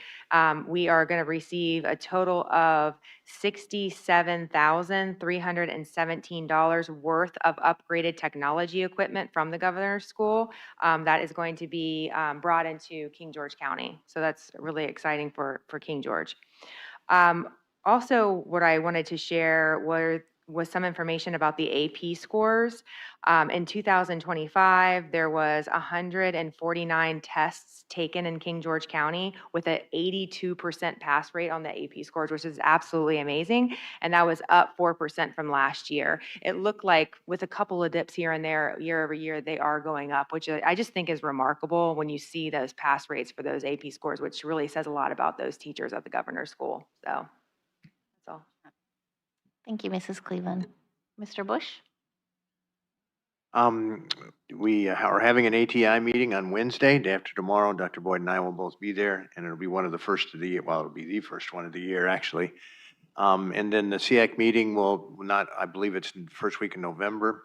And I would like, as the board is thinking, since I'm not running again, this is my last year, someone taking over the ATI. I think you're already a substitute on the Mr. SEAC Bush, we can talk about that in January at our first meeting because we'll have a new member. No, I know. I mean, it'd be nice to be thinking about Think it. about it. Yeah, no, I agree totally. But it would be, I think, very valuable to be thinking about it, and maybe even join one of the last meetings before the end. I don't have anything else. Thank you. Thank you. Mrs. Davis? Yes, Chesapeake Bay Governor's School, we had our first meeting on Thursday. Chesapeake Bay Governor School is fully staffed for the 2025-26 school year, which is we're excited about because we had to move some teachers around. They did start a parent advisory committee, which they said was pretty equally. It was right now they have 13 parents involved. Their first meeting is October 16th at 3:30 p.m., but it doesn't say where, so I gotta find that. But anyways, if you're interested in being a part of that committee, you just reach out to me or whoever the sponsor is here in King George. Also, there's something else I wanted to. Congratulations to the students and staff for being recognized as Virginia Naturally School for 17 years in a row for work in environmental education. So that's pretty awesome that we have that here in King George, and we're a part of that. So that's it. Thank you, Mrs. Davis. The three of us were all at meetings on the same day last week. I was at a technology advisory committee meeting on the 18th also, and I am pleased to report that we have almost 20 people on that committee usually the committees are pretty slim, so we did discuss the success of our weapons detection system because as we all know, Half, our technology lead, also led that effort. Going very well. Thank you to all staff and administrative teams who have helped with that. Instruction and technology will partner and present to the secondary department heads regarding artificial intelligence in the classroom and provide some tools that may be helpful when assigning work because that's a hot topic this year. The technology department is investing in an asset management system to assist with equipment management. I heard some nightmare stories about that potential, but it's going to be all good. The Educational Foundation Space Camp Scholarship application is available for 5th grade students in all 3 elementary schools. So if anybody is interested or knows somebody that is, please pass that information on. All the math teachers at King George Middle School and King George High School now have interactive panels. That's been a huge asset to their teaching. And the wireless project that was done over the summer overall has provided much better wireless connectivity for both students and staff. We had some areas I think I was hearing King George Elementary that just had no wireless access at all up until they did their upgrade, and we have a success story on that. So all good stuff. And that's all I've got for my committee reports. Dr. Boyd?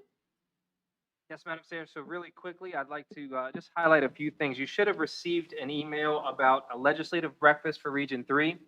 This is a relatively new thing that's happening in our region. What we do, last year was the first year that this was done. And the invite is to all 17 schools in our region and also to our local legislators. So who's invited is school board members, superintendents to meet with our legislators before they go into session. So it's really good opportunity to hear what the local issues are in terms of school. It's a really good opportunity to impart on our legislators anything that we believe they should make part of their agenda before they head into session. So please take a look at that email, and if you can make it, I think it would be a valuable experience for King George. Secondly, since our work session, I wanted you to know that I have had the opportunity to meet with Mr. Smolnick and let him know that the board's desire is to move forward with the vocational center, the 2-story vocational center. I also have a meeting set up with RRMM Architects this Thursday. We'll have folks at the high school that are part of the instructional conversation on what type of programs we would like to have. We're going to begin those conversations, make sure that we've got things in order. I think you guys have talked, and I know as well that we want to be as specific as we can be and as detailed as we can be as the community starts to ask more questions about the vocational center moving forward. So we're taking strides and making steps to do that. And then finally, at our next meeting, we will have a report from our technology department, and we'll have our technology advisory annual report at our next school board meeting. So just a few highlights, and I'll stop there for any questions you might have. Dr. Boyd, just a thought. when we're talking about the VOTEC and what we want to put in there, can we get through Terry or whatever to the community, to the businesses in the community, the HVAC, the plumbing, the electrician businesses in the community, and see what, overview of the community and see what our needs are. I mean, right now it takes a month to get someone to come out to look at your air conditioner, and it's because they just don't have the people to do that. If we could train our own, that would be fantastic. Absolutely. This is actually part of a conversation that I had with Mr. Smolnick. They have reports that can tell us what industries are needed, which industries are thriving, which industries need workers in our community. And I think that information will be certainly a weighing factor into the programs that we desire to have in the vocational center. Thank you. Thank you, Madam Chair. I'm going to go in the opposite direction now for board comment. Mr. Bush. First of all, I want to thank the fifth grade math class for coming out and doing from Potomac for doing the Pledge of Allegiance. That was wonderful. And of course, Terry Renko with the IEC and the apprentice program. Wow, that's just, and all the programs that she's working with to, I just love to see this whole idea that there's another option besides going to college. Is we have options to, in the technical field, in the trades eventually, and for that to continue to grow. HVAC, boy, that'd be fantastic. There's such a need there. And I would like to see a growing percentage of that so that, how we hear so often that, college readiness, and that's wonderful. But again, I would like to make that a segment of the population that they don't feel forced to. They really feel engaged to want to go to college. And then the other segment offering more and more opportunities. I just can't thank Ms. Rinko enough to start that program. And also Dr. Boyd and the administration for continuing to support that. Also, thank you, Jake and Sultana, for your comments. I always appreciate that, for reports going on in the middle school and the high school. Also, I appreciate all of the public comments that were going on. And again, thank you, Dr. Boyd, for explaining the process of student clubs and how that works, and for letting everybody know that a decision has not been made, that we are talking about it. But obviously, we need to take into consideration what we have as far as policy regarding student clubs. And but I appreciate so much hearing all that from the community. It's always valuable to hear from the community, and we don't ever want to discourage anybody from coming to the board and making public comment about anything that they have concerns with. Thank you, Madam Chair. Thank you, Mr. Bush. Mrs. Davis? Yes, I'm going to start with the good stuff. I wish we had more people like Bobby McLaughlin who goes out of his way, to solve a problem or to start a wonderful thing in King George and be used and use his talents like that and be so gracious towards children that aren't even his, and give of his time and his life and his finances and his hard work. So thank you, Bobby. Same with Terry Rinko, always working hard to look for opportunities for our students. And not only does she find them, but she chases them until she gets them. Mrs. Davis, as I said earlier, I always enjoy seeing her. She makes me smile, and she works very, very hard. And all the changes that she's making in our food program, I want to thank you, Dr. Boyd, because you've had those conversations and basically like, I don't know, but she just made some huge changes, and I'm so happy to see that and thankful for all her hard work. Sultana, your beautiful smile and being here and working hard on updating us with the middle school, so I appreciate that. And Jake, what a great in-depth update you gave us and the names that, what did you ask people for their, how did you get the names of the sports and people who've improved and things like that? So knowing that cross country was out on that meet, having cadets in the ROTC program talking about their excitement for it, I reached out to Coach K, and I asked him for a detailed report on that. Okay. As I also go around asking other sports teams, and I'll be going through not only with sport recognitions, but students in the classroom, from academics to band to theater. Okay. So we have a lot more recognition coming. Okay. In the further meetings. Thank you. And for all the staff being here and late, who have also, if we have enough hamburgers back here, I'll even cut mine in half if you want to. probably in a 4.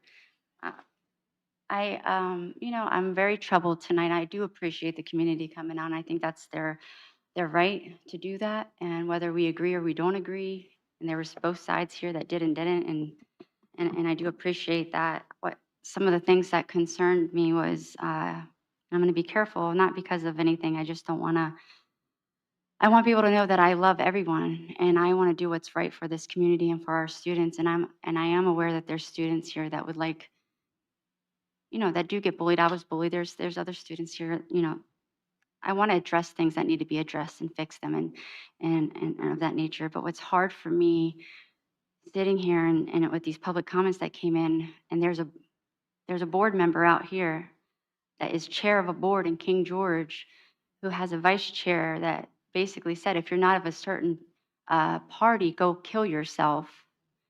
And then to come here and preach how we need to do inclusion and you're not, being a decent human being and things of that nature. Like, what about my son who decides that he wants to be on this side? Are you telling him to go kill himself? So are we really for all children, or are we only for the children that agree with your side? I can tell you that I'm for all children, your child, my child, no matter what we agree on. I want to compromise and do what's best. But please think about what you say. The other comment that was made is if you don't agree with it, then go somewhere else that's more like you. And you're telling a community to accept you, but you don't accept certain people of the community. And so I think I ask that you would open your eyes just like I have to, especially something that's new to me. Like Dr. Boyd said, it's a learning thing for us to learn on, and I'm willing to do that. So I would ask that some of the people who spoke tonight would be willing to be the same, do the same. So there's just that did,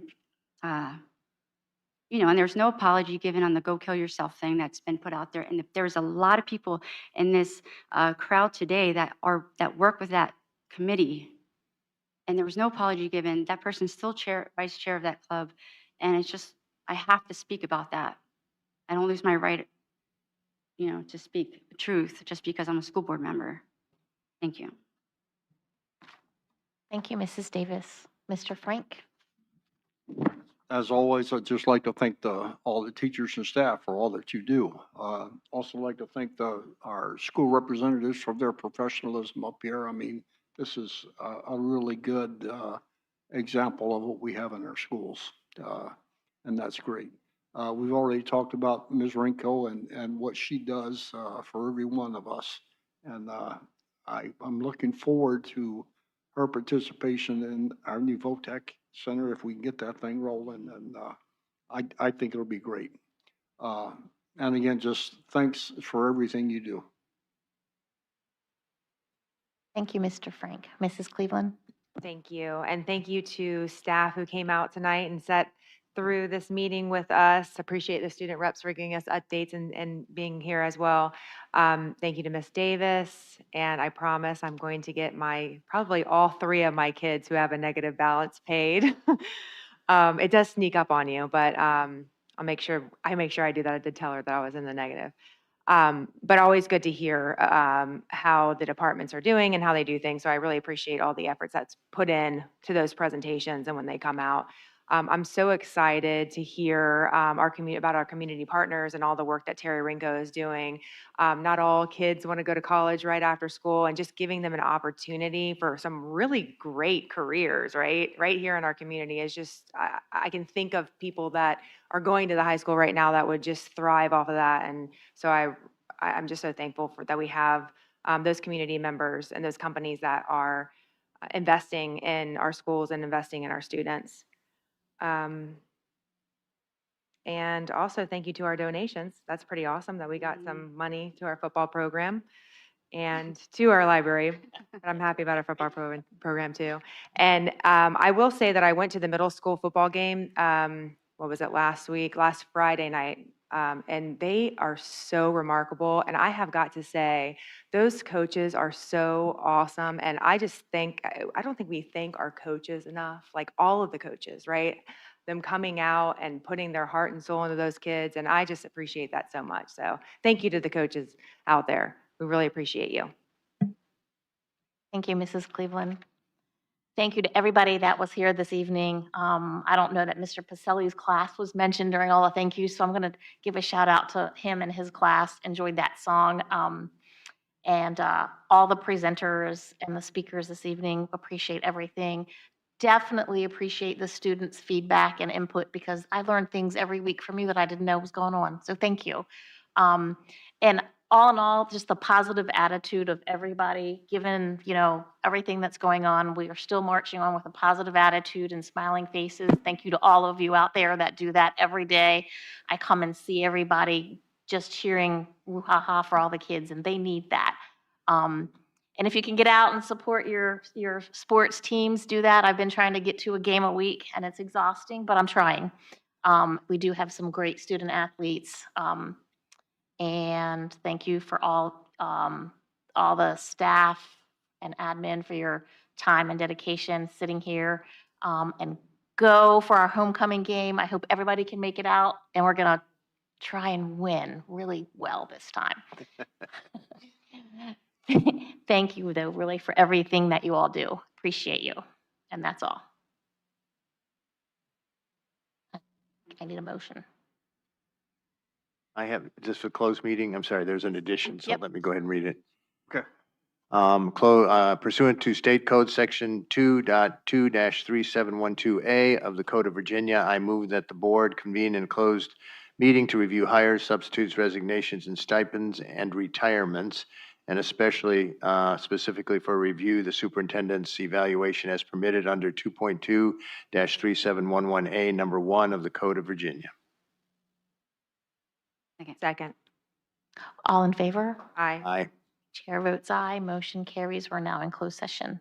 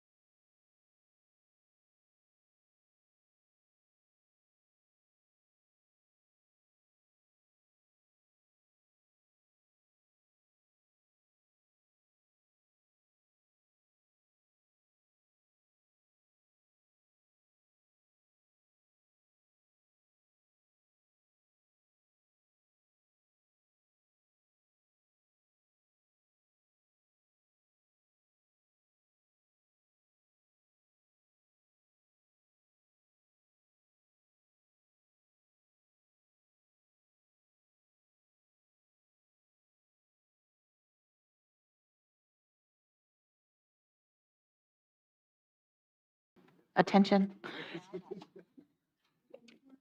Can I have a motion to return to open meeting?